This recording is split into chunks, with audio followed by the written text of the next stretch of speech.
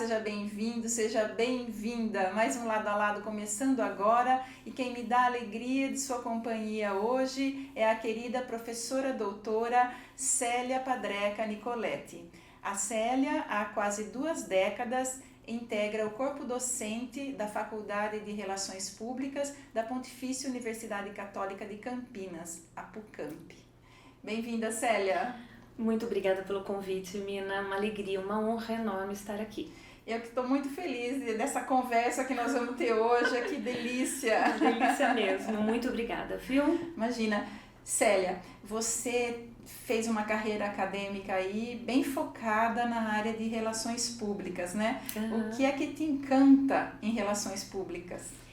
O que me encanta muito é a questão de trabalhar os diversos públicos, né? Das organizações, das instituições, de onde você atua. Então, trabalhar esses relacionamentos, trabalhar com as pessoas é o que me encanta, é o que me trouxe para a área de comunicação, né? E esse aprofundamento nessa área de comunicação, nas atividades dessa área de comunicação específica. Para o nosso público, explica um pouco qual é o papel do profissional de relações públicas dentro de uma organização ou de uma empresa. Então, profissional de relações públicas é aquele responsável e é o elo de comunicação entre a organização e os públicos que têm ligação direta ou indireta com a empresa. A gente fala que os públicos são os stakeholders, que na verdade são os públicos de interesse. Então, o que nós fazemos especificamente? Tem várias atividades, dentre elas, o que todo mundo conhece, eventos, gerenciamento de crise, assessoria de imprensa, mas o que nós temos que fazer é um planejamento, uma organização das ações, execuções das ações, mensurações de resultados e avaliações. Então, o profissional, ele investiga, ele pesquisa o que precisa ser feito, ele verifica se são ações corretivas e preventivas e delineia planos de comunicação para que isso seja corrigido ou seja, de fato, solucionado, ou mesmo direcionado e aquilo se resolva, né? Hoje a maioria das empresas valoriza muito esse profissional de Sim. Relações públicas, né? Está cada vez mais valorizada essa profissão, porque eles entendem que é uma peça-chave fundamental para o desenvolvimento das atividades da organização. Porque antigamente, eu sou do tempo em que os profissionais de comunicação dentro de uma empresa, por exemplo, eles se restringiam a uma pessoa, que podia ser um jornalista, que podia ser um publicitário, que podia ser um profissional de relações públicas, né? Agora o mercado entende que é uma comunicação integrada. Isso, então, o jornalista é fundamental, publicitário e propagandista também é fundamental, e o RP, e juntos eles fazem um belíssimo trabalho. Então, mas naquele tempo era considerada perfumaria a área de comunicação dentro da empresa, né? Se tivesse que cortar algum setor, cortava, né? O setor de comunicação. Sim, toda razão. Mas hoje, com a tecnologia, as redes sociais, ficou crucial ter um departamento bem formado, Eles se tornaram, profissionais estratégicos dentro das organizações. Então, muito bacana, né? Legal, né? Ver esse olhar, mais abrangente, mais específico e com carinho ali para a comunicação. E Célia, você ano passado, em 2024, se tornou doutora, né? Concluiu o doutorado. Qual foi o tema aí que você abordou na sua pesquisa? Eu busquei trazer práticas educativas docentes de profissionais de relações públicas. E minha orientadora, na época, ela trabalhava com autorregulação da aprendizagem.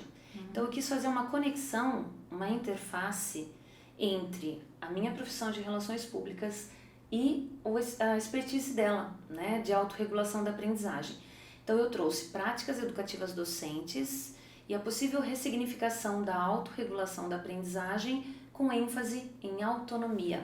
Então, para buscar informações de coordenadores e professores de relações públicas de instituições de ensino superior de todo o Brasil, que, o que poderia ser ressignificado para eles uma prática autorregulatória.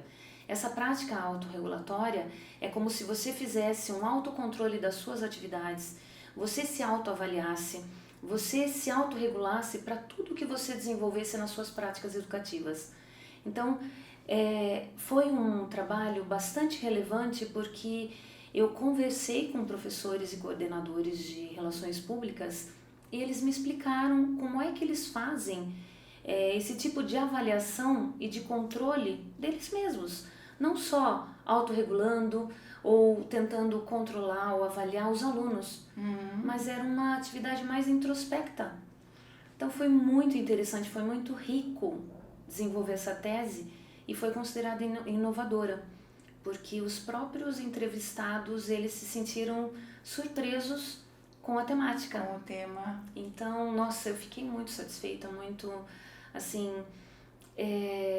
feliz com os resultados. Foi bem trabalhoso, porque foram coordenadores e docentes de todo o Brasil. Bastante trabalho, né? Bastante pesquisa. Eu consultei 55 coordenadores, eu tive 18 partícipes na primeira fase, que eu fiz um questionário, então enviei para todos e eles que me deram devolutiva foram 18.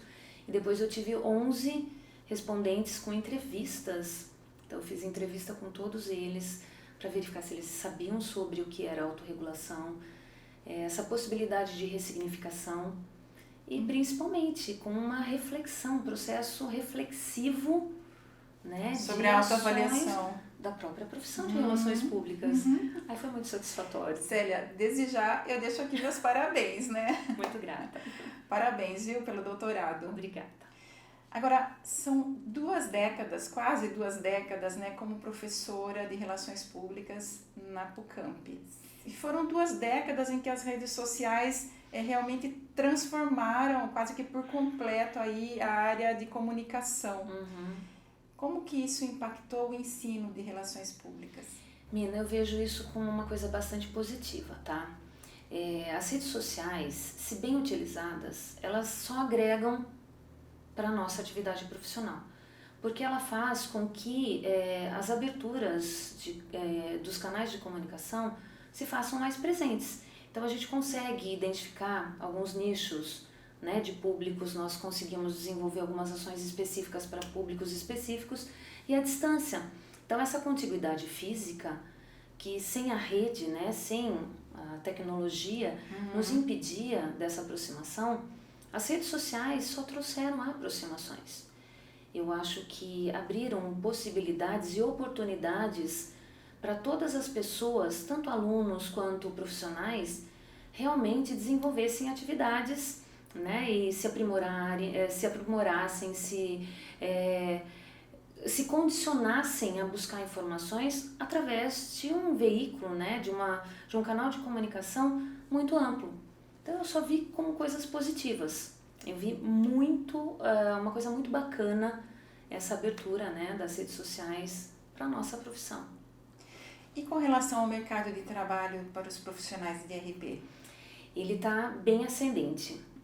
As empresas têm visto com bons olhos o profissional de comunicação. Como nós já falamos, ele é visto agora como uma pessoa estratégica dentro das organizações. Então, o mercado de trabalho, muitas vezes, ele não nomeia um profissional de relações públicas como um cargo específico de relações públicas, mas eles deixam com algum nome, só que a atuação específica, as práticas são específicas, né, de comunicação ou de relações públicas.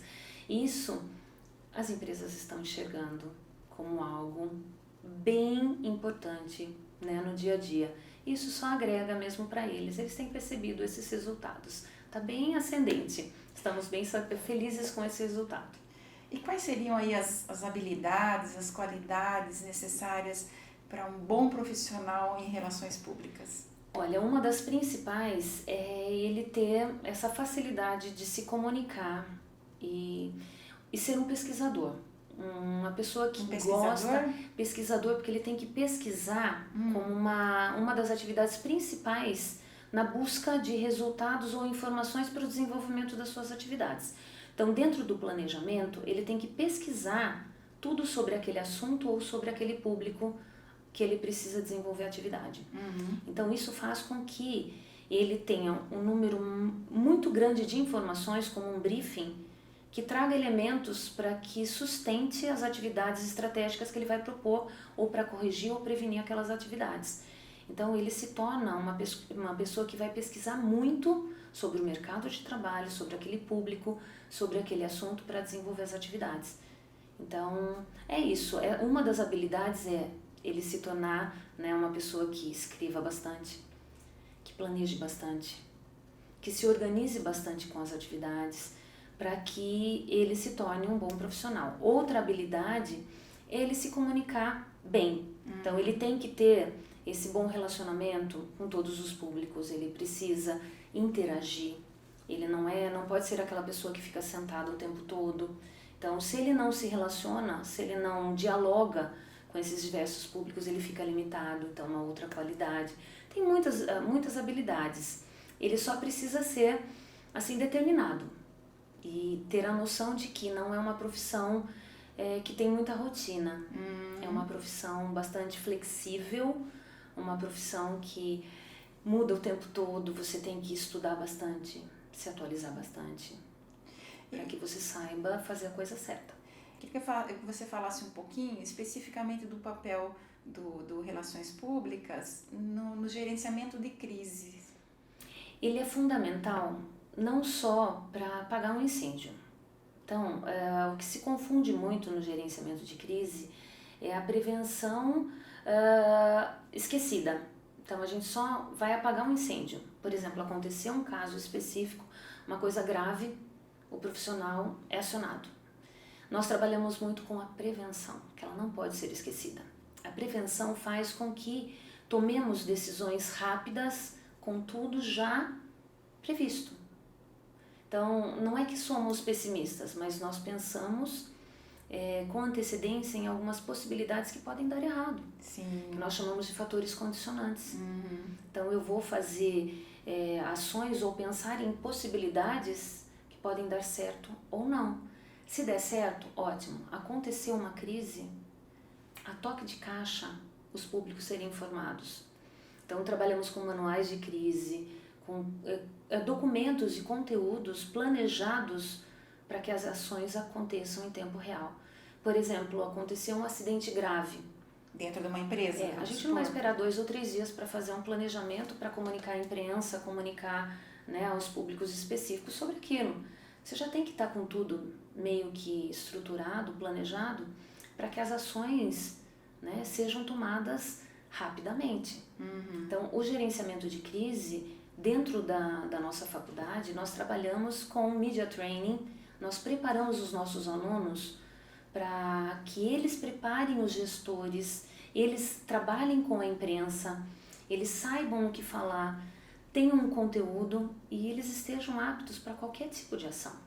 Mas tem que ser muito rápido, né? Tem que ser muito rápido. Se você não tem esses manuais, menina, você não tem a possibilidade ou tempo hábil para atender ou transmitir, né, para as redes ou para a mídia o que precisa ser feito.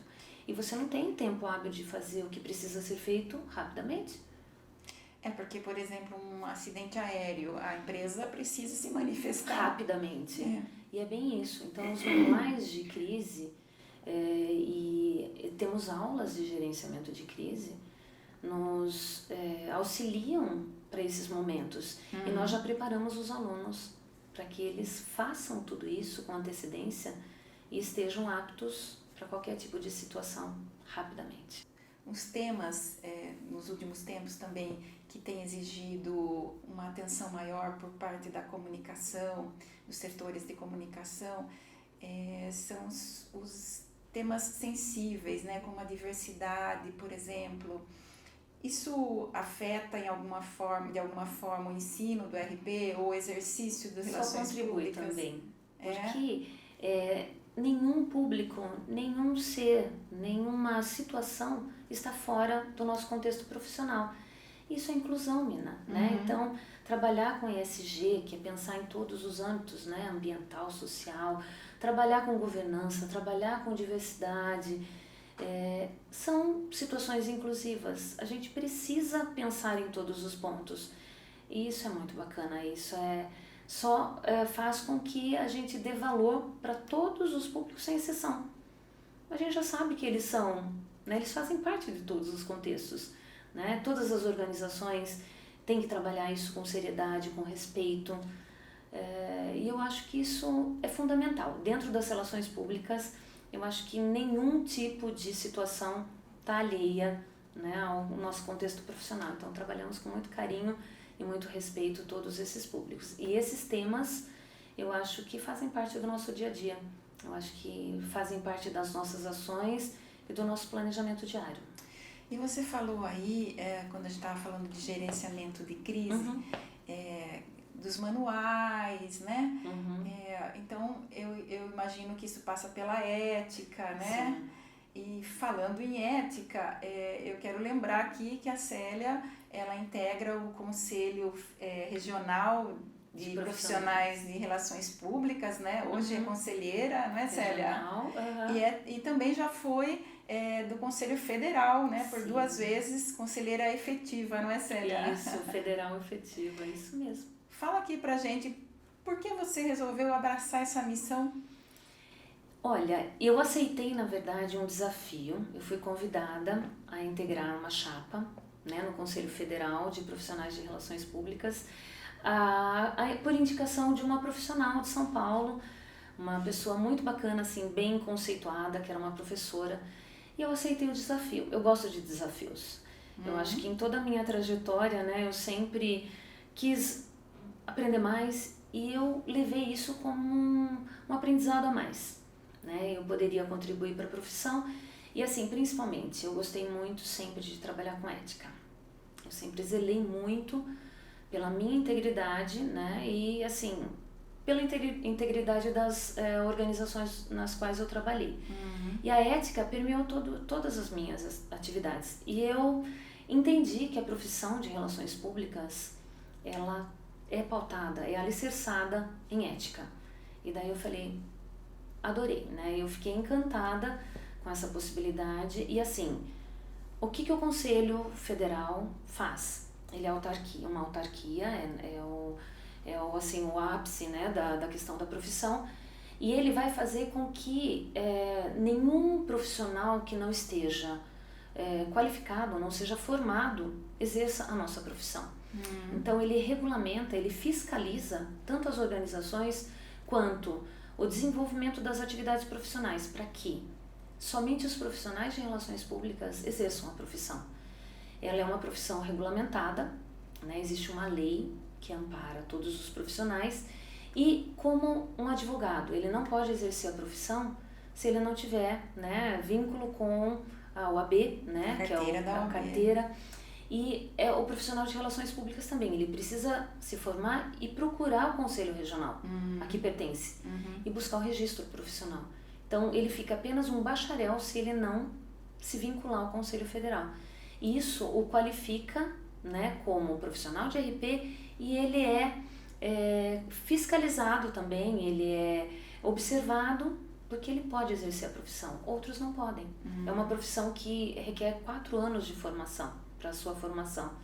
Então, como é uma profissão regulamentada, esse conselho, ele cuida para que somente os profissionais exerçam e exerçam da maneira correta. Eticamente. Eticamente falando. E se eles saírem um pouquinho, então, nós temos esse conselho para fazer essa fiscalização e zelar pela ética. E Célia, agora vamos falar um pouquinho sobre as suas experiências profissionais fora da universidade, né? Os locais que você trabalhou e aplicou os seus conhecimentos em relações públicas. Então, Mina, eu comecei no conservatório. Eu queria trabalhar aqui em Salto. Eu queria muito trabalhar. Estava próximo dos 18 anos e eu sentia necessidade. Eu já estava eu tinha entrado na universidade e eu queria muito trabalhar. Daí apareceu essa oportunidade, eu estudava de manhã na faculdade, né? Eu estava no 1º ano ainda, e meu tio falou assim, olha, tem uma vaga no conservatório municipal. Então lá eu comecei como, né, o início ali do balcão, atender, mas eu já estava interagindo com os públicos, eu queria, né, trabalhar com professores, com alunos. Então, eu falei, relacionamento é comigo, né? Público é comigo. Mas você já estava fazendo faculdade. Já tinha iniciado as faculdades em relações públicas. Então, eu vi como uma oportunidade de trabalhar. Depois surgiu uma oportunidade na Secretaria de Cultura, Esportes e Turismo. Quando eu fui convidada, né, a migrar, eu falei, aceito. Mais um desafio, aceito. eu transferi o meu curso lá na Faculdade de Relações Públicas na PUC, que eu estudei ali na PUC também, né? Então tem essa trajetória desde então, vínculo com a PUC. Eu transferi para o período noturno e eu fiquei no horário comercial na secretaria, então. Eu fiquei um bom tempo lá. Depois eu quis, porque eu também, a minha irmã dava aula, né? A minha mãe também é professora. Surgiu um concurso de professores. Eu falei, eu ainda tinha, né, aquele olharzinho para professores. Eu falei, aquele olhar carinhoso. Eu falei, eu acho que eu vou mudar. Eu acho que eu vou para essa área. Eu prestei o concurso da prefeitura. Eu falei, se eu passar, eu vou. Né, aceitar esse desafio também. Eu prestei o concurso e passei. Daí eu falei, mudei.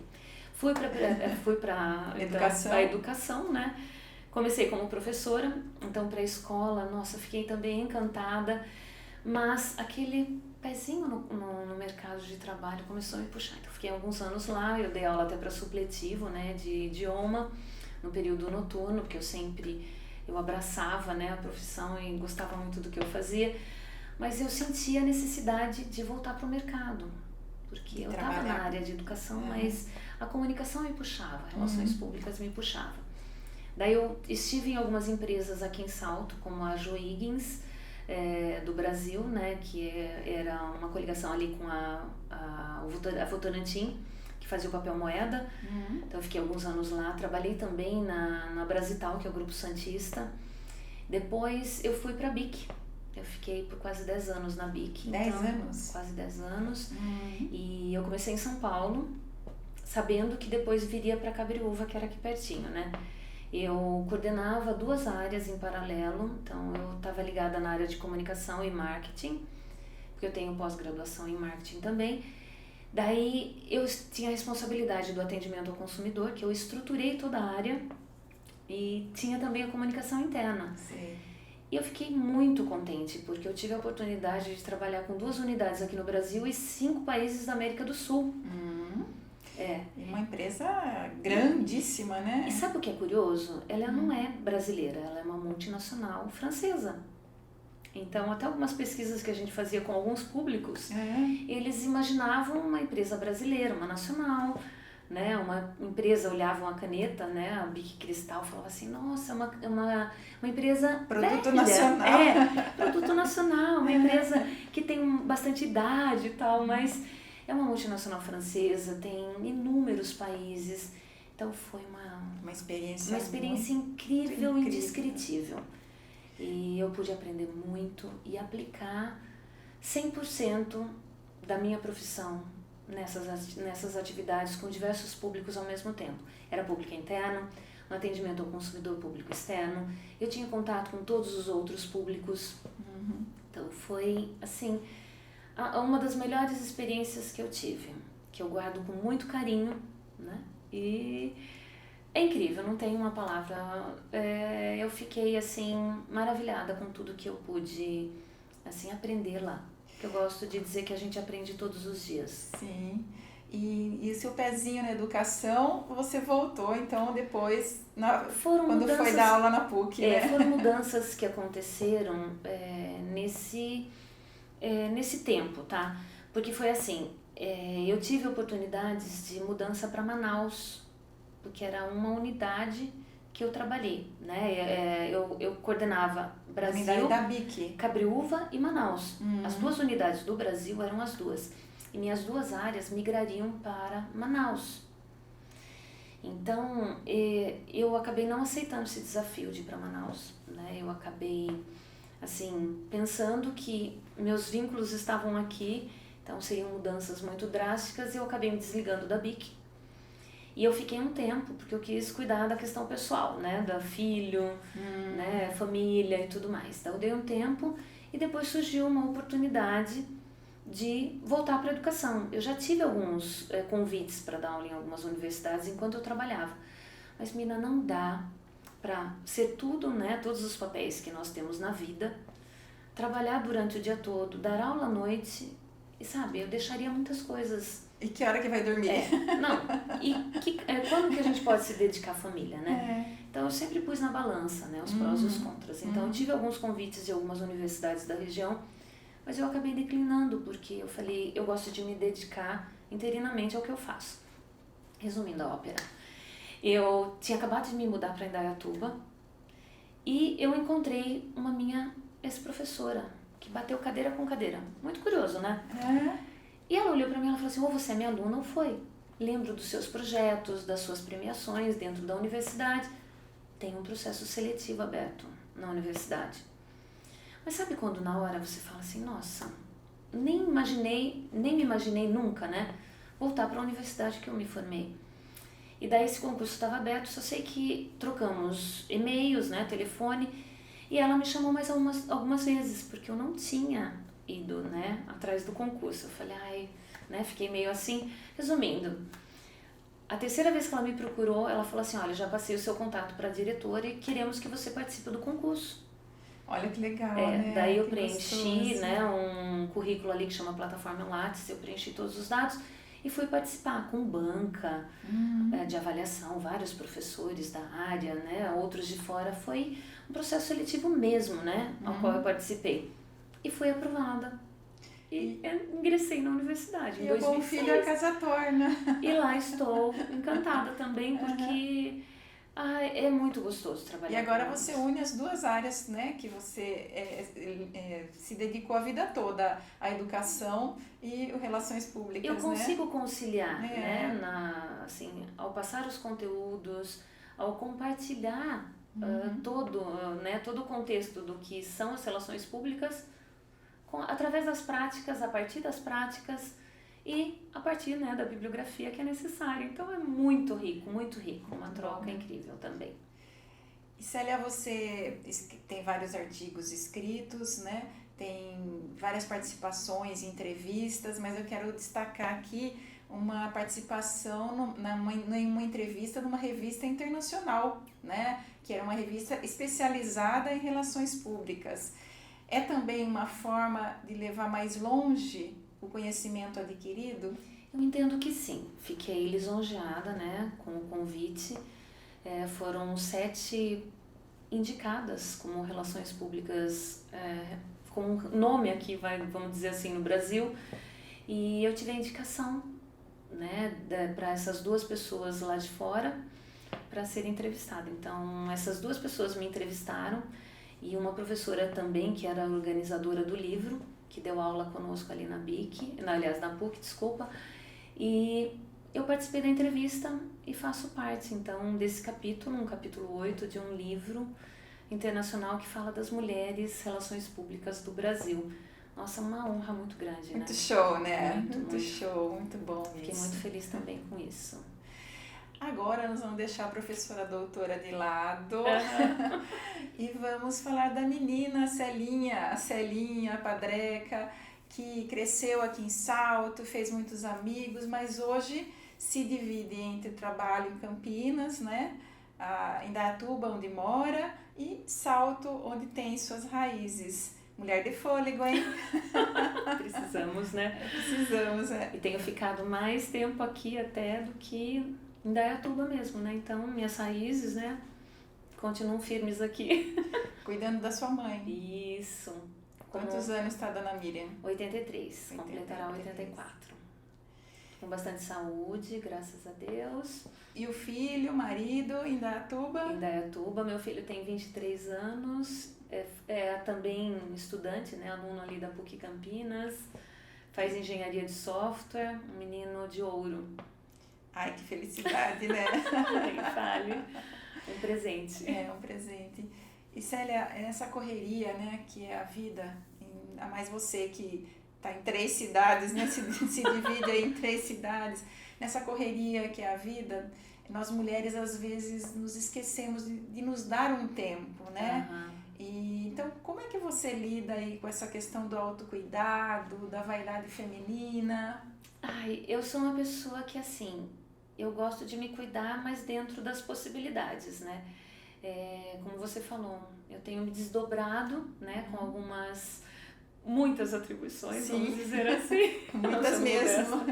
Então, eu não estou conseguindo fazer tudo o que eu gostaria, né? Assim, prática esportiva, eu tenho deixado um pouco de lado, coisa que é gostoso, né? Eu acho que é importante para a saúde, mas eu tento fazer algumas coisas que eu gosto, que me trazem felicidade, me trazem alegria, me trazem uma satisfação pessoal, mas a prática esportiva, por enquanto, Deixa um pouquinho de lado, né? deixa eu encaixar, né? Melhor, me organizar melhor para a questão dessa parte do esporte.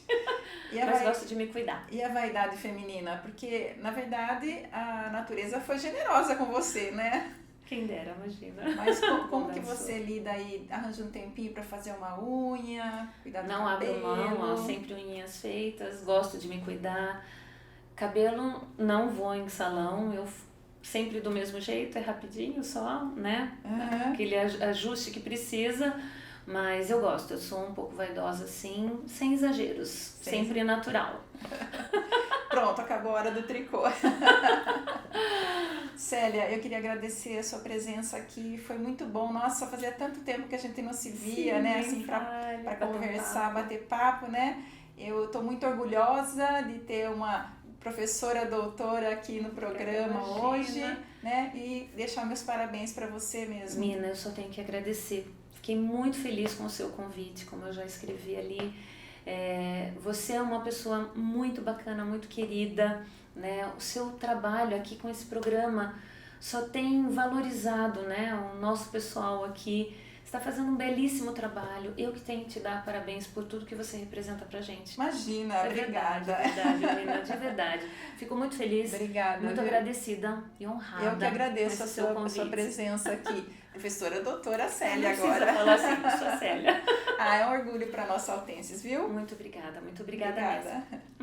E obrigada a você que nos acompanha aqui pelo YouTube ou pelo Spotify. Curta, comente, dê um like, inscreva-se aqui no nosso canal. Beijo no seu coração. Sexta que vem eu tô de volta.